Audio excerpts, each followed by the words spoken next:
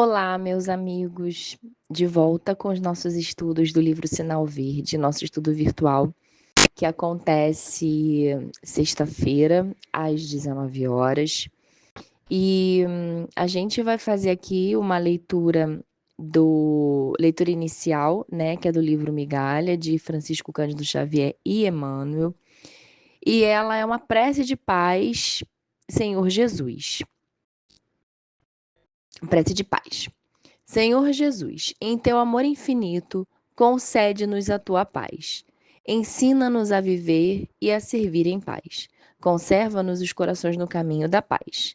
Auxilia-nos a compreender-nos uns aos outros no clima da paz. Senhor, em tua misericórdia, abençoe-nos com a tua paz, agora e sempre. Que assim seja. Então, ela já é uma prece e agora a gente vai fazer a nossa prece de abertura dos trabalhos. Agradecendo ao nosso Mestre Jesus, pedindo para que possamos conseguir colocar as palavras dessa prece nas atitudes do nosso dia a dia. Que a paz esteja conosco sempre na nossa fala, na nossa postura, na forma como nós auxiliamos as pessoas. Que nós possamos sempre manifestar a paz e passar o exemplo da paz. Que esse estudo, que vai falar de dever e trabalho, ele possa ajudar a todos aqueles que estão vinculados a essas palavras e que possa reverberar por todos aqueles que estão conectados aos nossos pensamentos, ajudando nesse dever e ajudando nesse trabalho. Que assim seja, graças a Deus. Bom, pessoal, então, esse texto aqui do André Luiz, ele vai falar, né, sobre dever. O nome é o capítulo 17 e é dever e trabalho. Então, ele fala o seguinte: o compromisso do trabalho inclui o dever de associar-se à criatura ao esforço de equipe na obra a realizar. Obediência digna tem o nome de obrigação cumprida no dicionário da realidade. Quem executa com alegria as tarefas consideradas menores, espontaneamente se promove às tarefas consideradas maiores. E aí a gente vai parar um pouquinho aqui para comentar até agora. Pelo seguinte, por que o nome do capítulo é dever e trabalho? Dever é algo que nós precisamos fazer, né? Na nossa Constituição Federal, no nosso Código de Leis, nós temos os nossos deveres e os nossos direitos. Direitos são aquelas coisas que nós somos beneficiários, deveríamos ter por instituição. E os deveres são aqueles pontos que nós, enquanto sociedade, enquanto comunidade, devemos fazer, porque é nosso dever. E aí, quando nós falamos em trabalho, será que o trabalho ele é um dever? Será que tudo que eu tenho que fazer no meu trabalho é um dever? E aonde ele vai explicar para a gente o que passa a ser um dever dentro do nosso cotidiano. Então ele começa assim: o compromisso de trabalho já inclui o dever de quê? De associar-se a criatura ao esforço de equipe na obra a realizar. Então, dentro de um trabalho, é um dever, não é uma opção. Eu gosto sempre de fazer essa diferença, porque não é uma escolha, e sim é algo obrigatório que cada um se esforce por ajudar aquela equipe. Ajudar é de várias formas. Ajudar é você fazendo o que você faz de melhor. Ajudar é mostrando o que você não sabe fazer e pedindo ajuda para não atrapalhar e não comprometer aquele trabalho. É tentar desenvolver melhor aquilo que a gente ainda não desenvolve bem. Então tem várias formas de fazer isso. Ter obediência é um outro dever. E aqui ele fala que a obediência, quando ela é digna, ela é uma obrigação cumprida. Então, a obediência, a gente tem que olhar ela muito dentro de uma equipe, dentro de um trabalho. A obediência, ela entra como uma característica para esse sistema, para essa produção, para esse resultado fluir, para esse resultado sair. Porque já imaginou uma equipe de 2, 3 pessoas que seja, né, bem pequenininha, cada um dizendo uma coisa, o que tem que fazer, o resultado não vai sair, não vai ficar pronto. Então, é necessário que haja um líder, é necessário que haja um gerente que passe um direcionamento e que os outros cumpram. Nem que isso, para isso hajam cadeias e hierarquias, mas cada um tem que cumprir, desde que seja digno, como ele fala aqui, né? Aquilo que foi mandado por uma questão do trabalho sair bem feito.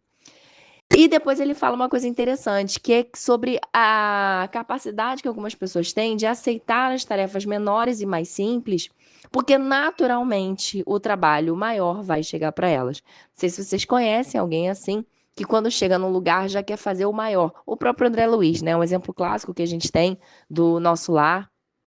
Ele era médico aqui na Terra encarnado. Quando ele desencarnou, foi para nosso lar. Ele queria ser médico. Ele achou indigno ele não poder fazer a mesma coisa que ele fazia enquanto estava aqui encarnado. E, no entanto, o que ele vai fazer? Pegar uma vassoura e vai limpar os fluidos, vai limpar as sujeiras daquelas pessoas que estão doentes ali naquela clínica, né? Naquele atendimento do nosso lar.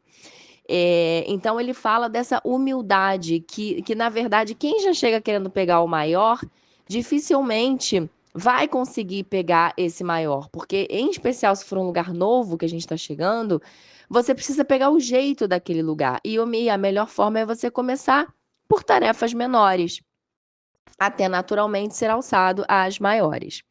A câmara fotográfica nos retrata por fora, mas o trabalho nos retrata por dentro. Maravilhosa essa comparação, né? Porque é na hora, sabe aquela frase? Se você quer conhecer uma pessoa, dê poder a ela.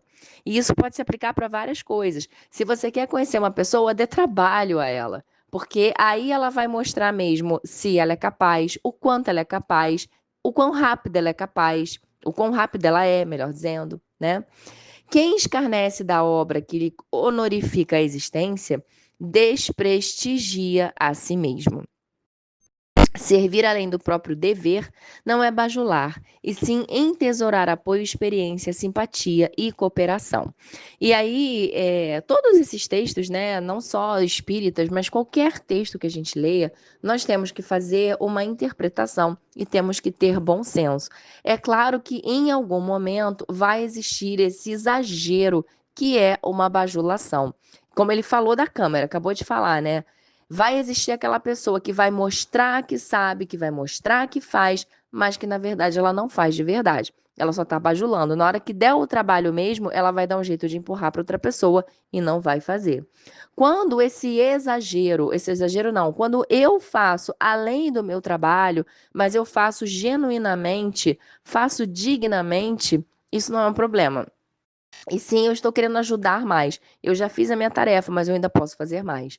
Eu já fiz o que eu tinha que fazer, mas eu ainda posso ajudar outras pessoas. Eu posso realizar outras coisas além das que eu já realizo. Na formação e complementação de qualquer trabalho, é preciso compreender para sermos compreendidos. Quando o trabalhador converte o trabalho em alegria, o trabalho se transforma na alegria do trabalhador. Essa última frase, ela pode pegar aí para muitas pessoas, porque a gente sabe, tem conhecimento, às vezes nós mesmos trabalhamos com coisas que não gostamos muito. Trabalhamos com coisas que nos permite pagar nossas contas, e de alguma forma isso vai suprindo as nossas necessidades, mas não é ainda um trabalho que me deixa muito feliz, ou é um trabalho que eu levo muito tempo para chegar, a minha equipe é difícil, meu chefe é difícil, né? Então, assim, existem muitas coisas que podem tornar esse trabalho ruim.